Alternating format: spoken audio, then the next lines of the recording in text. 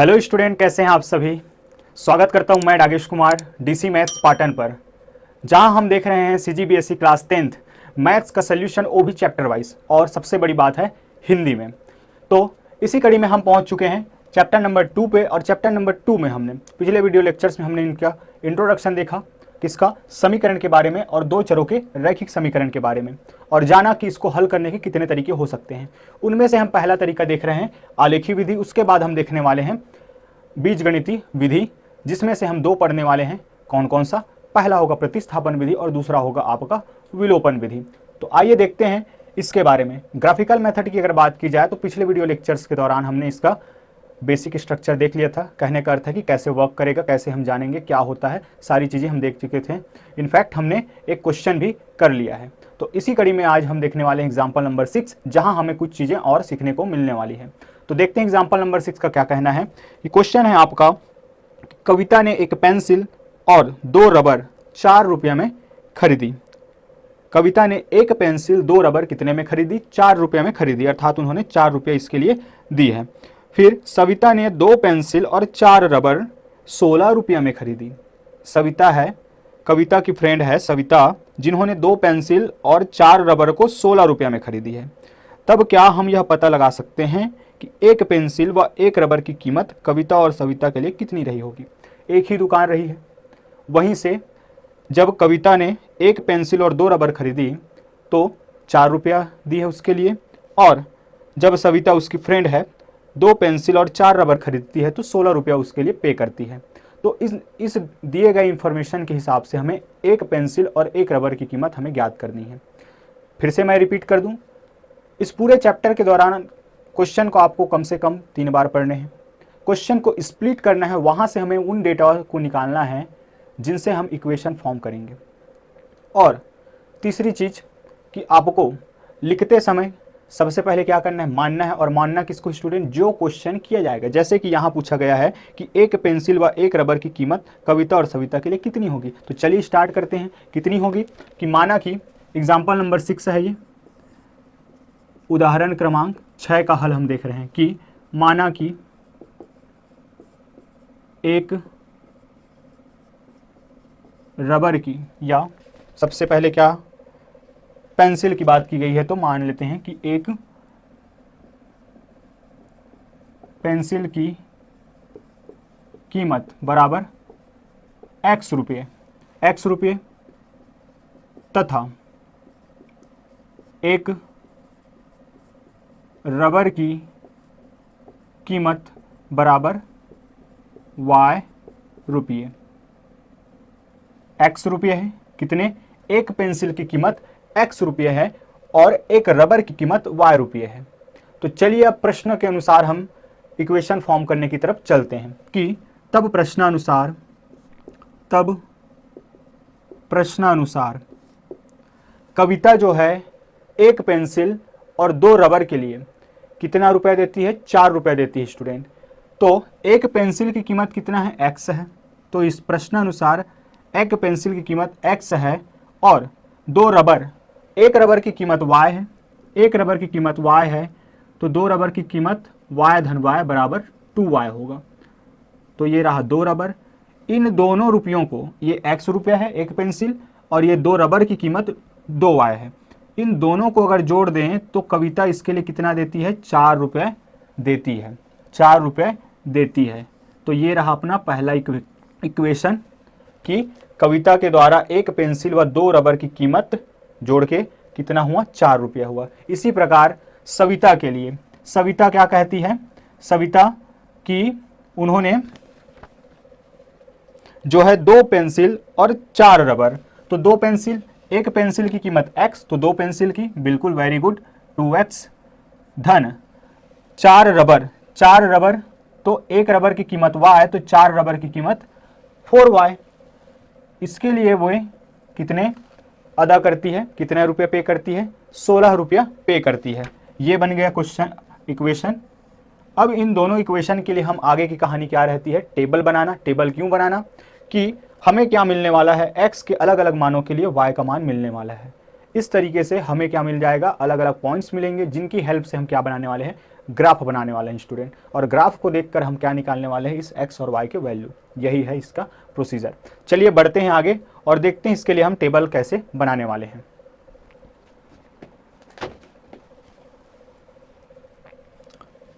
चलिए, तो सबसे पहले अगर मैं बात करूं तो आपको क्या करना है, y के टर्म में लिखना है, अर्थात y के इज इक्वल टू करके लिखना है। तो समीकरण 1 की अगर हम बात करें,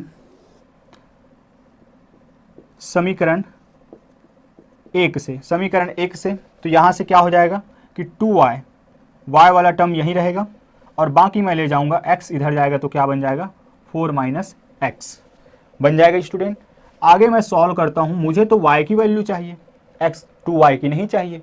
तो इसके लिए मैं क्या करने वाला हूँ कि y बस यहाँ रहेगा और 2 इधर y के साथ किस में है, गुणा में है, इधर आके क्या हो जाएगा, भाग में हो जाएगा, अर्थात y बराबर क्या 4 माइनस एक्स अपॉन 2। ये बन गया हमारा इक्वेशन। अब इसके लिए मैं टेबल बनाने वाला हूँ। तो इसके लिए टेबल कैसे बनेगा कि मैं पुट करूँगा क्या, x का अलग अलग मान यहाँ पे पुट करने वाला हूँ, रखने वाला हूँ, जिसके लिए y का मान मुझे अलग अलग मिलता जाएगा। तो put x is equal to, या x बराबर 0 1 2 3 एंड सो ऑन रखने पर, और पिछले वीडियो लेक्चर्स में हमने चर्चा की है कि कम से कम 2 पॉइंट्स आपको चाहिए, उससे अधिक लेना आपकी मर्जी है।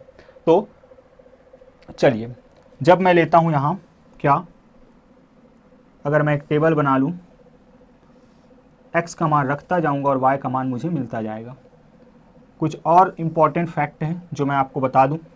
आपको यहाँ पे आप देख सकते हैं स्टूडेंट कि यहाँ क्या है, 4 है, यहाँ 4 है, इसके बाद माइनस एक्स है।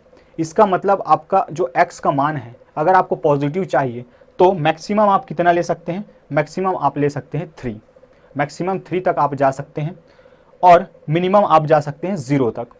जैसे ही हम यहाँ 0 रखेंगे तो 0 रखने पर यहाँ मिलेगा 4, 3 रखने पर यहाँ मिलेगा 1, लेकिन 4 जब रखेंगे हम यहाँ पे तो क्या हो जाएगा, यहाँ 0 हो जाएगा। तो आप 4 भी ले सकते हैं, ऐसी कोई बात नहीं है। चलिए, तो आगे बढ़ते हैं। x और y इस तरीके से टेबल बनने वाला है। सर्वप्रथम अगर मैं x का मान क्या रखता हूँ, 0 रखता हूँ, 0 रखता हूँ तो मेरा इक्वेशन ये है 4 minus x divided by 2। x का मान मैंने 0 रखा तो ये क्या बन गया 0, तो इस यहाँ से मिल जाएगा 4/2। तो 2 1 ज़ा 2, 2 2 ज़ा 2, 2 मिलेगा। मतलब कि 0 रहने पर मेरा वैल्यू क्या मिलने वाला है, y का 2 रखने पर। x का मान जब मैंने 0 रखा तो y का मान कितना मिला, 2 रखा, 2 मिला। इसी तरह जब मैं 1 रखूँगा स्टूडेंट, तब देखते हैं क्या मिलेगा। अगर मैं यहाँ पे 1 रखता हूँ, अगर मैं यहाँ पे 1 रखता हूँ तो आप कहेंगे कि सर 4 में अगर हम 1 माइनस करते हैं तो हमें मिलेगा 3 और नीचे में 2 है। अगर 3 को 2 से डिवाइड करते हैं तो क्या आ जाएगा, 2 1 ज़ा 2, और यहाँ बच जाएगा कितना, 1। तो यहाँ पे लगाएंगे हम पॉइंट और 1 के साथ बन जाएगा वो 10, तो 2 5 ज़ा 10, 1.5 हमें मिलेगा। x के मान अगर हम 1 रखते हैं तो हमें क्या मिलता है, y का मान 1.5 मिलता है। आगे बढ़ते हैं। अगर मैं x का मान 2 रखता हूँ तो देखते हैं क्या मिलेगा। आई होप आप लोगों को चीज़ें अब समझ में आने लग गई हैं। तो यहाँ से 4 माइनस 2 करेंगे तो क्या मिल जाएगा, 2/2, और दोनों कट के हमें देगा 1। 3 वैल्यूज़ काफ़ी हैं, 3 वैल्यूज़ काफ़ी हैं, तो हम इससे आगे नहीं बढ़ेंगे। 3 वैल्यूज़ काफ़ी हैं। इसके बाद कुछ चीज़ें पिछले बारी छूट गई थी, जिसको यहाँ आप मेंशन कर लेते हैं। इसके बाद आपको लिखना रहता है इसके कोऑर्डिनेट, इसके आपको निर्देशांक। कैसे लिखा जाता है निर्देशांक कि, इसलिए अगर हम बात करें यहाँ, इसलिए x, y बराबर क्या हो जाएगा, 0,2।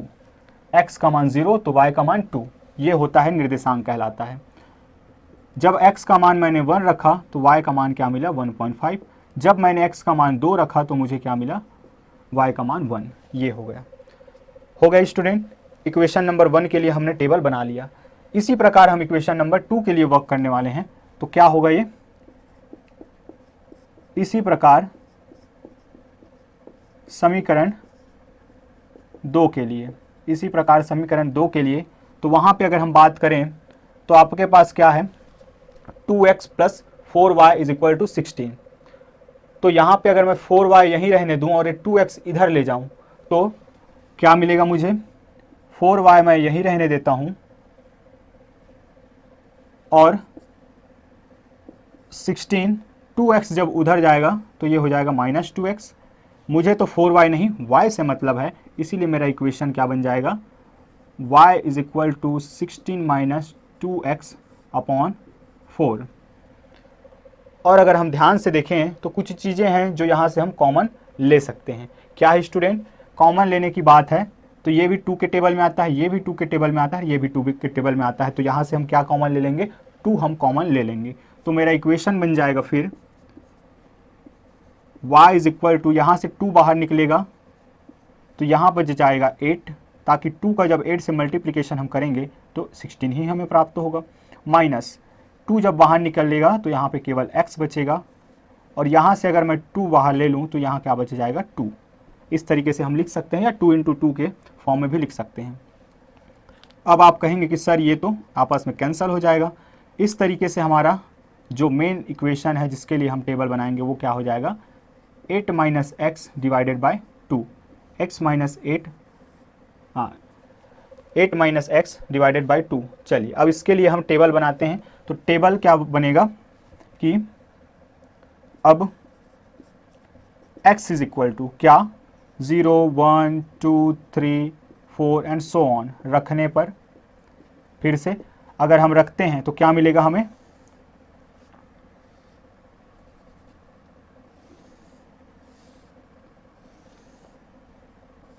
आगे बढ़ते हैं। यहाँ पे रहने वाला x, यहाँ पे रहने वाला y, तो x का मान जैसे ही मैं क्या रखता हूँ, 0 रखता हूँ स्टूडेंट।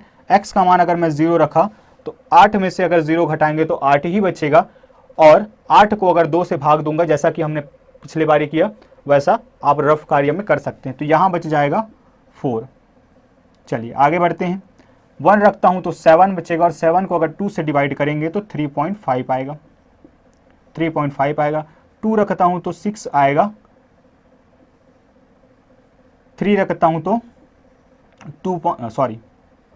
2 रखता हूँ तो 6 आएगा, और 6 को 2 से डिवाइड करने पर 3 आएगा, और 3 रखने पर 5, और 5 को 2 से अगर डिवाइड करें तो 2.5।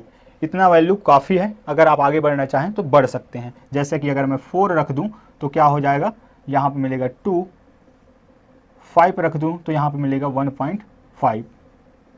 बहुत सारी वैल्यूज़ हो गई। इस तरीके से हम कह सकते हैं कि यहाँ भी आपका x, y जो है वो क्या मिलेगा हमें, 0, 4, 1, 3.5, 2, 3, 3, 2.5, 4, 2 एंड सो ऑन। 3 वैल्यूज़ काफ़ी हैं। चलिए अब हम बनाने वाले हैं ग्राफ। ग्राफ कैसे बनेगा, पिछले बारी हमने पूरी चर्चाएं कर चुकी है।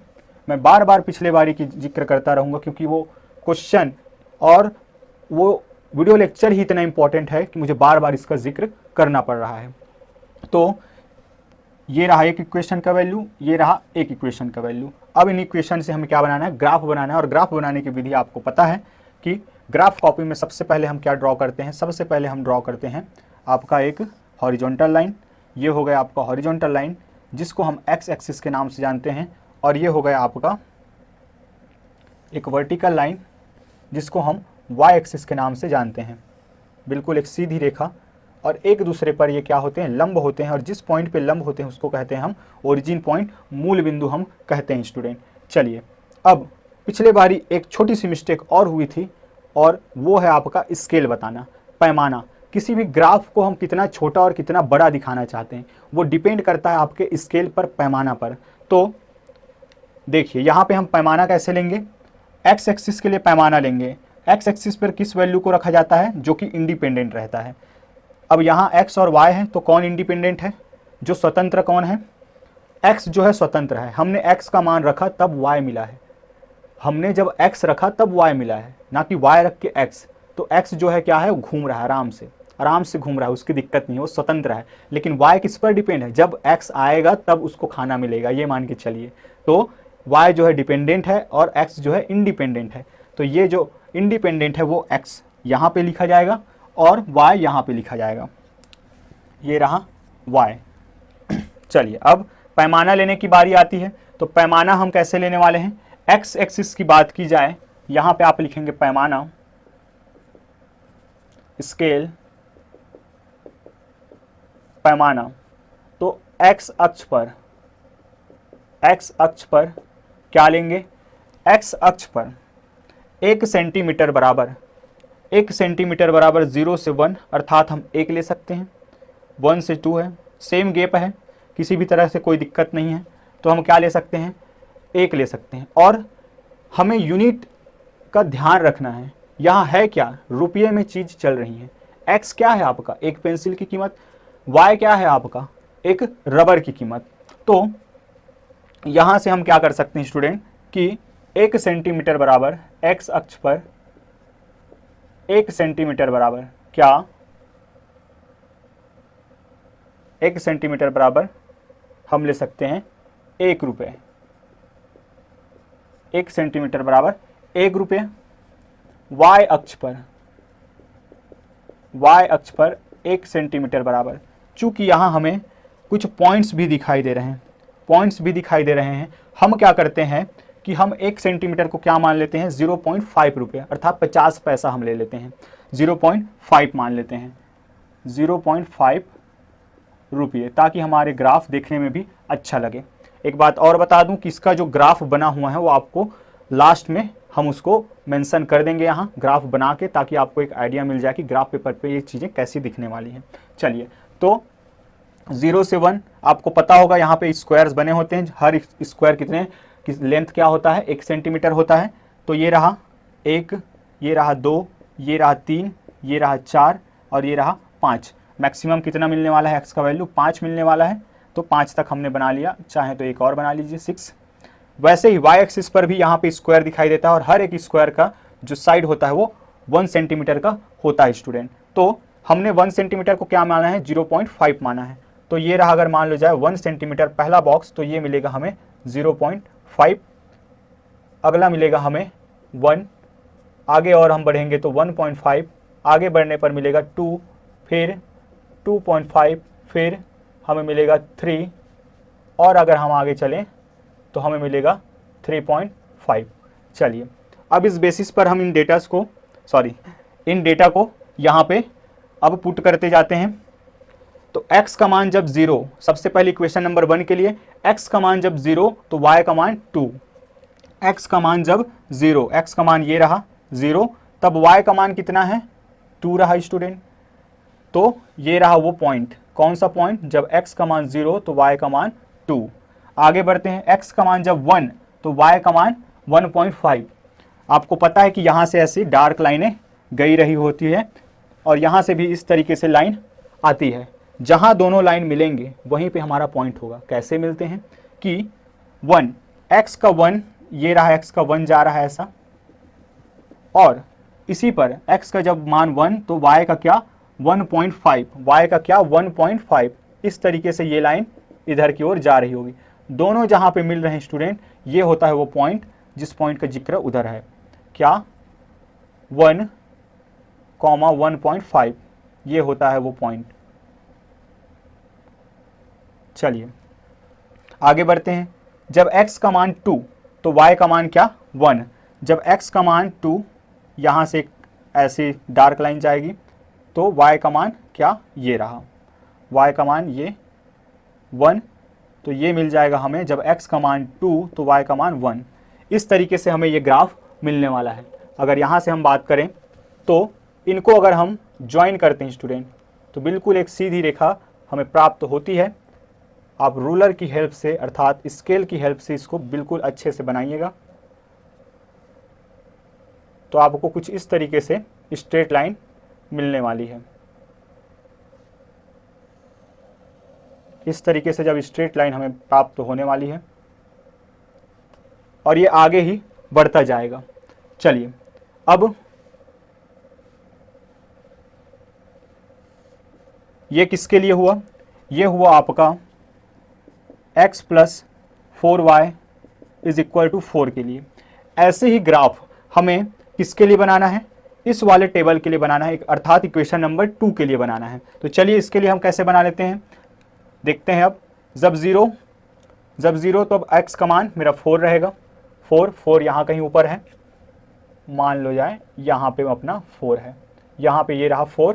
तो जब x का मान 0 तो y का मान हमें मिला 4, जब x का मान 1 तब y का मान कितना 3.5, ये रहा 3.5, ये आगे की ओर ऐसे बढ़ेगा, ये रहा 3.5, 0 4, जब x का मान 1 तो यहाँ मिलेगा 3.5।